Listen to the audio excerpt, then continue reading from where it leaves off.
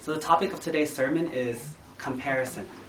Now, the word comparison in Buddhism is very, very important. And it's actually something that we all do all the time. You see someone fat, you see someone skinny. How do you know they're fat? How do you know they're skinny? Because you compare them. You see one person's fatter than the other, so you call them fat. You see another person skinnier than the other person, you call them skinny. Very simple. However, this is the kind of thing that we do all the time. But we don't really learn anything from it.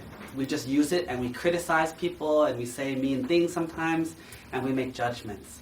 However, in Buddhism, comparisons or analogies, similes, is a very powerful tool in making yourself understand the world a better way.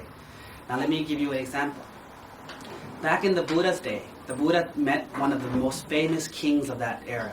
He was this fighting king, a great king, had a lot of people, a lot of money, a lot of power. And one day the king came back from a big war. And the Buddha asked him, "Oh, great king, what were you doing today?" He said, "Oh, I just fought a big war.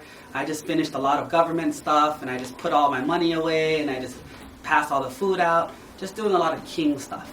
And the Buddha asked him, "What would you do if a wise person that you could trust, that never told a lie and always told the truth and knew everything, what if he told you that from the north there was a big mountain about to explode and destroy everything and kill everything in that area, and it was coming this way? And there was also a big mountain in the west, and a big mountain in the east, and a big mountain in the south. All big, all destroying everything they see, and coming this way. And there's no way to fight it, and there's no way to avoid it. So therefore, that means that we're going to die no matter what. What would you do?" And the king thought about it for a second. He said, "Well, if that was true, then I wouldn't care so much about money.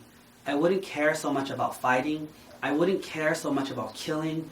I would spend most of my time doing the best that I can, being nice to people, helping people, and just being a good person while waiting to die." And that's when the Buddha says, and that's exactly what's going to happen to all of us. We will all die one day. Everyone gets sick. Everyone's going to die. It's impossible to avoid it. Therefore, how should we spend our lives? We should spend our lives being good people, because we know that death is coming.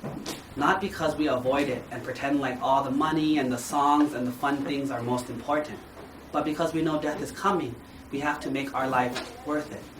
How come the king was able to understand this?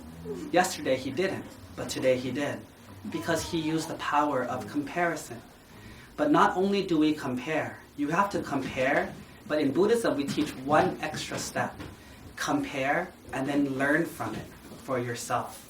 Don't just compare and say, "Oh, he's taller, he's shorter. Oh, he's pretty, he's ugly, he's handsome, she's ugly, she's pretty." You have to learn from it. If you don't learn something from it, then it becomes a useless comparison. But if you learn from it, then it's a very valuable tool in Buddhism that we use to learn and become better people. So from now on, whenever you compare anything, remember to try to get a lesson from that comparison, an analogy, something to make your life better. So I'm going to translate this into Thai for those of us that might not have understood.